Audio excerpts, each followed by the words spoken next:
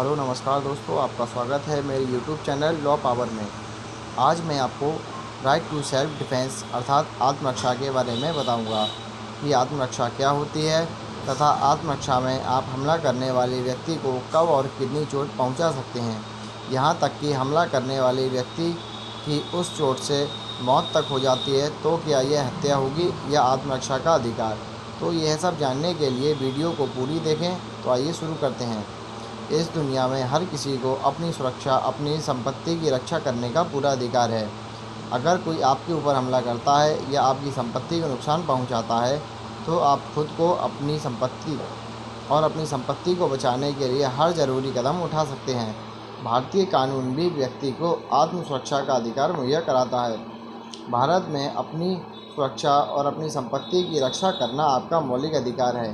इतना ही नहीं, आपको अपने परिजनों की सुरक्षा का भी अधिकार मिला हुआ है। इसे कानून की भाषा में आत्मरक्षा का अधिकार यानी राइट टू सेल्फ डिफेंस कहा जाता है।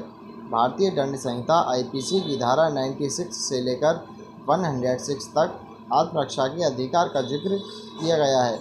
आईपीसी की धारा 96 से लेकर 106 तक राइट टू सेल्फ डिफेंस का प्रावधान है। इसके तहत हर व्यक्ति को अपनी सुरक्षा, अपनी पत्नी की सुरक्षा, अपने बच्चों की सुरक्षा, अपने करीबियों और अपनी संपत्ति की सुरक्षा कर सकता है।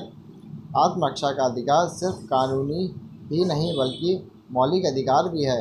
आत्मरक्षा का अधिकार भारतीय संविधान के अनुच्छेद 21 में मिले जीवन के अधिकार के तहत आता है। यह सिर्फ कानूनी अधिकार ही नहीं बल्कि हर व्यक्ति का मौलिक अधिकार भी है। सुप्रीम कोर्ट ने भी कई फैसलों में इस बात पर जोर दिया है कि राइट टू सेल्फ डिफेंस एक मौलिक अधिकार है। आज मैं आपको कुछ ऐसी सिचुएशन बताऊंगा जिसमें आत्मरक्षा का अधिकार मिलता है। सिचुएशन नंबर 1, आईपीसी की धारा 103 के मुताबिक रात में घर में सेंध लगने, लूटपाट होने, आगजनी और चोरी होने जैसी परिस्थितियों में अगर आपको अपनी जान का खतरा है तो आप हमलावर को जान से भी मार सकते हैं। यह आपका आत्मरक्षा का अधिकार माना जाएगा। सिचुएशन नंबर 2, यदि महिला को एहसास होता है कि कोई उस पर हमला या रेप करने वाला है तो वह आत्म सुरक्षा में उसकी जान तक ले सकती है। सिचुएशन नंबर 3, यदि महिला रेप की कोशिश के दौरान उस व्यक्ति को घायल कर देती है, इस दौरान उसकी मौत हो जाती है, तो इसको आत्म सुरक्षा कहा जाएगा, ना कि हत्या। सिचुएशन नंबर 4, किडनैप होने पर किडनैपर से अपनी जान बचाने के लिए किडनैपर को जान से भी मारा जा सकता है। इसे हत्या नहीं बल्कि आत्मसुरक्षा कहा जाएगा।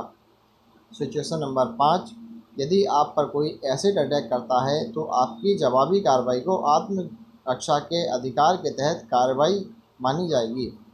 मगर इन सब बातों में आपको सबसे महत्वपूर्ण यह बात याद रखनी है, अगर आप राइट टू सेल्फ डिफेंस यानी आत्मरक्षा के अधिकार के तहत सामने वाले को उतनी ही चोट या नुकसान पहुंचा सकते हैं जितनी वह आपको पहुंचाना चाहता है।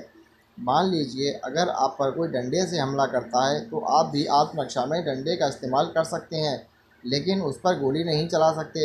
यदि सामने वाले के हाथ में पिस्तौल है और वह गोली चलाने वाला है तो आप भी आत्मरक्षा में गोली चला सकते हैं। यह आपका आत्मरक्षा का अधिकार माना जाएगा।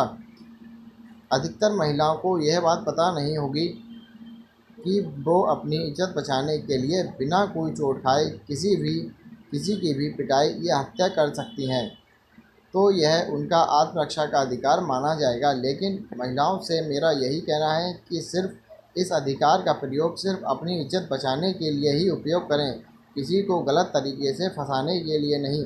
कभी कभी हम देखते हैं कि किसी व्यक्ति पर भीड़ हमला कर देती है तो उस व्यक्ति को यह अधिकार है कि वह अपनी जान बचाने के लिए उस भीड़ में अगर किसी को मार भी देता है तो उस पर कोई केस नहीं बनेगा, क्योंकि यह उसका आत्मरक्षा का अधिकार है। लेकिन उस व्यक्ति को यह खुद साबित करना होगा कि भीड़ ने उस पर हमला किया था।